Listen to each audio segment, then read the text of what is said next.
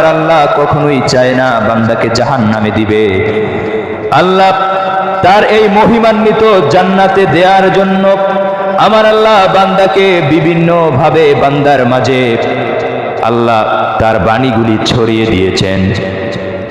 আল্লাহ রাব্বুল আলামিন কোরআন আল কারীমের মধ্যে আমার রহমতের নবীকে ডেকে বলেন, ইয়া রাসূলুল্লাহ, ইয়া হাবিবাল্লাহ, আপনি আপনার উম্মতদেরকে বলে দেন আপনার উম্মতরা যেন দুনিয়ার মধ্যে থাকা অবস্থায় আমি রবের কাছে পানাহ চাই।